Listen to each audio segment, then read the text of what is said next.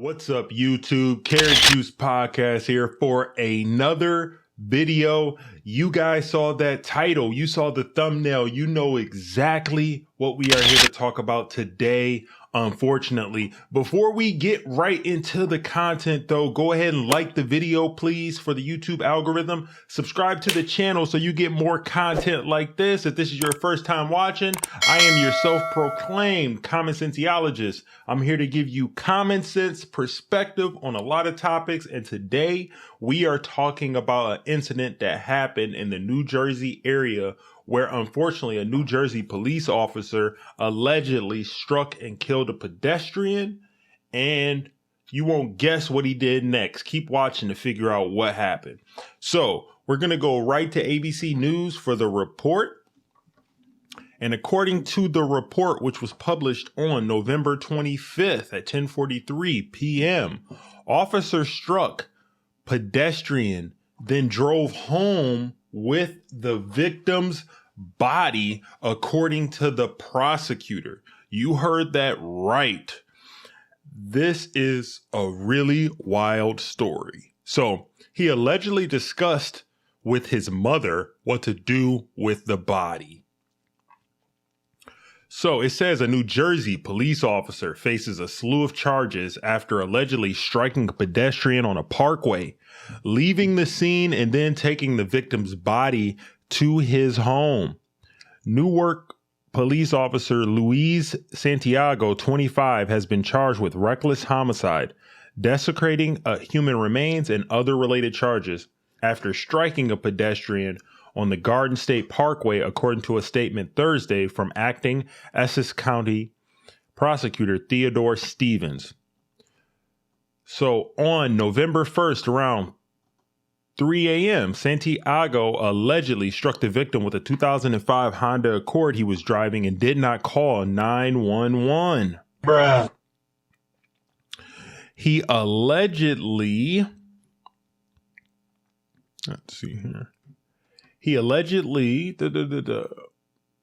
left the scene of the accident, came back to the scene, placed the victim in his car, and then at some point returned to the scene with the victim's dead body.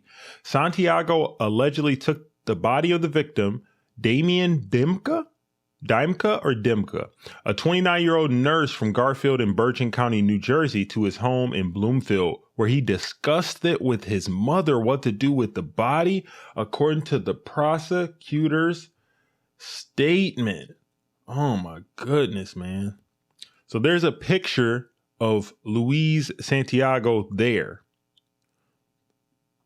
This is really despicable, man. So police discovered the victim in the backseat of the car after Santiago's father, a lieutenant with the Newark Police Department, called 911 to report that his son had been in an accident, according to the prosecutor's statement.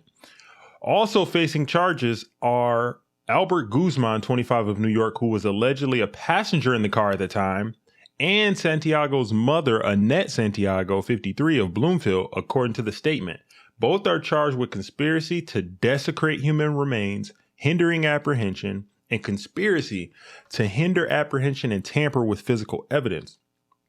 Santiago has additional charges, the statement says, including leaving the scene of a crash resulting in death, endangering an injured victim, desecrating moving human remains, hindering one's own apprehension, conspiracy to hinder prosecution, tampering with physical evidence, obstructing the administration of law, and 2 counts of official misconduct. According to the statement, all 3 were arrested, charged, and released with conditions.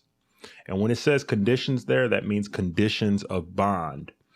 So just to kind of give you guys a little bit of background on me, I currently work as a probation agent. I supervise defendants. I also do investigations, so I'm familiar with the law and I'm familiar with criminal cases. This case, it hasn't been reported yet, but what I'm just looking at on its face right here is I would think that substances had to play a role in the initial accident. 3 a.m., November 1st, more likely than not, the defendant, in my opinion, was driving under the influence of alcohol, struck the pedestrian. Unfortunately, the person succumbed to the injuries. Rest in peace to that person. Rest in peace to the family. I hope that you guys get some kind of understanding through this entire investigation. It sucks to lose somebody, especially from a senseless act like this. And then to compound it, the person was moved multiple times. It's got to be tough. But going on with what I was saying, I think that this incident involved substances. Mr. Santiago was under the influence of alcohol or some substance, struck the pedestrian, and then made the choice to leave without calling the police because he knew that he messed up. Looks like he talked to his mom about what to do or whatever, and that's when he went and got the body, and that's why he's facing all of these charges now. So the moral of the story is, and kind of what I want to harken back to, because I always like to have people learn something from these, is don't drive under the influence of alcohol, please. With all of the modern conveniences and everything that we have, there is literally no reason to drive under the influence, because you have Uber, you have Lyft, you have cabs. I always say, taking the time and just paying, even if it's surge pricing, just paying $30 will save you $3,000. Like, it will cost you 10 times as much to get a driving case. And there's a possibility that you could do something like this and you could kill someone. And this guy, unlike most people, should know better because he is a police officer. They swear an oath to protect the community. He knows more likely than not than anybody else you're not supposed to be driving under the influence of anything. That's just my opinion that's what the case was. It could have been an accident, but I highly doubt that, just because it happened around 3 a.m. Somebody was in the car with him. I'm guessing they probably were out on a night out. That's just what I'm thinking with this incident. And I've seen a lot of these cases lately where people are still making the choice to drive under the influence of substances. Look at the Henry Ruggs case that resulted in death. I might be jumping the gun with this, but I don't think I am. I truly believe that this incident involved substances, and then he just compounded the situation by trying to cover it up and moving the body and what have you.